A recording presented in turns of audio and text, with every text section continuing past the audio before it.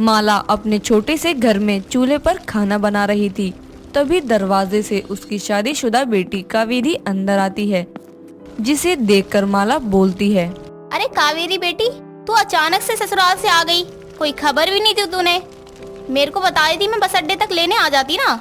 माँ, सब खत्म हो गया। जेठ जी ने सब कुछ अपने नाम करवा लिया और इनको घर से निकल जाने को कहा। अरे ऐसे कैसे कर सकते हैं दामाद जी के भाई? पिता के घर पे तो दोनों बेटों का हक होता है ना। और तेरी सास ने भी कुछ नहीं कहा? वो लोग तो माँ जी को भी निकाल रहे थे, लेकिन मैंने और अनुराग जी ने बहुत मिन्नतें करी कि हम चले जाएंगे, माँ जी को रख लो, इस उम्र में वो कहाँ जाएंगी। तो उन्होंने माँ जी को नहीं निकाला। अब अनुराग ने कहा कि वो तो एक अपने दोस्त के घर रह लेंगे जब तक कोई इंतजाम नहीं होता और मैं यहाँ आ जाऊँ। बेटी, ये तो दामाद जी ने ठीक किया। अब तो उनके दोस्तों के घर रहती तो अच्छा थोड़ा ना लगता। बाकी मुझे दामाद जी पे पूरा भरोसा है, वो जल्दी कोई ना कोई इंतजाम कर ही लेंगे। माँ, हम गरीबों के साथ ऐसा ही क्यों होता है? मेरे जेठ जेठानी जी ऐसे निकलेंगे मैंने सोचा भी नहीं था। बस भगवान जल्दी सब ठीक करे। कावेरी अपने माँ के गले लगकर बहुत रोती है, लेकिन उसकी गरीब माँ अपने ससुराल से मायके आई बेटी को संभालते हुए सहारा देती है। तो वहीं कावेरी के ससुराल में उसकी सास कलावती, जेठ साजन और जेठानी माया खुश होते हुए बोलते हैं, वाह माँ जी, क्या प्लान बनाया है आपने। उस गरीब से छुटकारा भी मिल गया और कोई हल्ला भी नहीं हुआ। अरे मुझे तो वैसे भी गरीबों से एलर्जी है, तो वो दान दहेज के लिए कर लिया था। अब जब पता है हमें उनसे ज्यादा कुछ नहीं मिल सकता, तो वो की वापसी करवा दी। हाँ माँ, बड़ी चतुराई से आपने गरीब बहू की मायके वापसी करवा दी। मुझे भूल गए इस कहानी के मेन लीड को। अनुराग की आवाज सुनकर सभी दरवाजे की तरफ देखते हैं, जहां अनुराग अपनी आंखों पर चश्मा लगाए अपने बैग के साथ खड़ा होता है।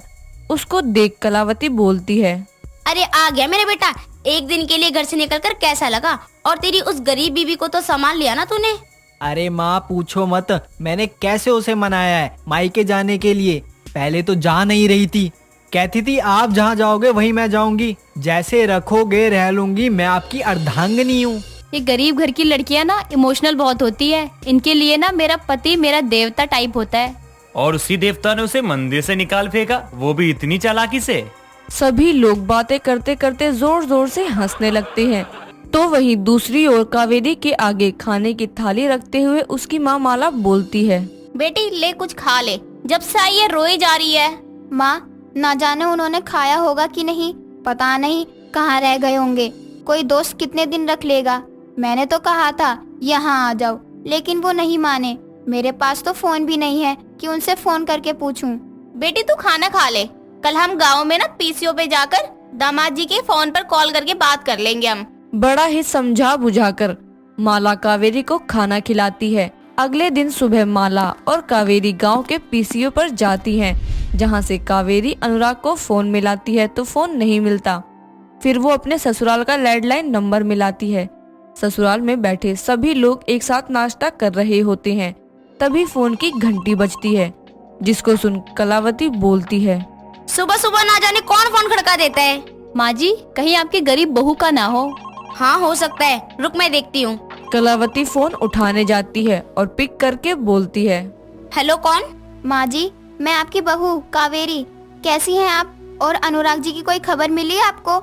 मैं उनका फोन मिला रही हूँ तो लग नहीं रहा। अरे कावेरी बहू, मैं ठीक कैसे हो सकती हूँ? जिसकी बहू और बेटे को दूसरे बेटे ने घर से निकाल दिया हो, तो वो माँ खुश कैसे रह सकती है? और बेटा रही बात अनुराग की, तो वो काम के सिलसिले में शहर से बाहर गया है।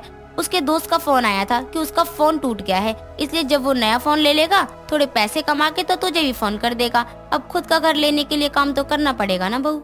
हाँ माँ जी, ये तो है। अच्छा, आप अपना ध्यान रखना, खाना समय पे खाना। अगर जेठानी जी खाना ना दे तो उनके पीछे से चुपचाप खा लेना। ठीक है बहू, तो अपना ख्याल रखियो। अच्छा रखती हूँ, माया आ रही है। इतना बोलकर कलावती फोन काट देती है और उससे की सारी बातें सबको बताती है, जिसको सुनकर सब ठहाके लगाते हैं। अब दिन हफ्तों में गुजरते हैं और लगभग ससुराल और अपने पति से अलग हुए 2 हफ्ते बाद कावेरी को पता चलता है कि वो माँ बनने वाली है। ये बात वो अपनी माँ को बताती है। माँ, मैं माँ बनने वाली हूँ। अनुराग जी पापा बनने वाले हैं।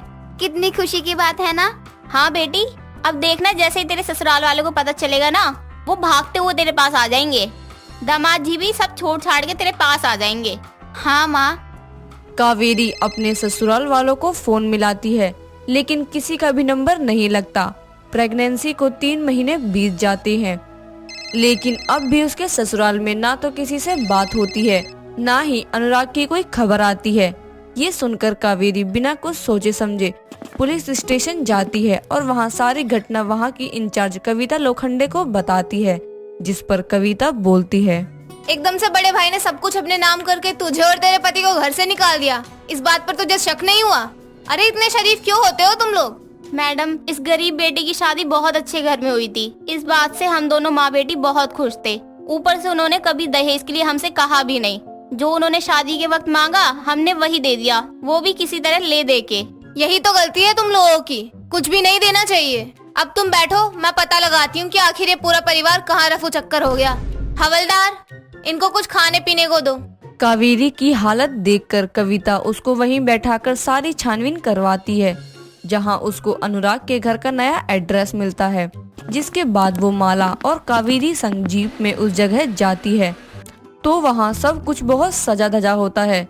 सबके सब अंदर जाते हैं तो देखते हैं अनुराग किसी और लड़की के साथ फेरे ले रहा है। ये देखकर कावेरी चिल्ला के बोलती है, अनुराग। कावेरी को वहां देखकर पूरा परिवार हैरान हो जाता है। जिसके बाद कावेरी मंडप में जाकर अनुराग को एक थप्पड़ मारते हुए बोलती है, शर्म आती है तुम्हें? अपनी पत्नी को उसके मायके भेज यहाँ दूसरी शादी रचा रहे हो।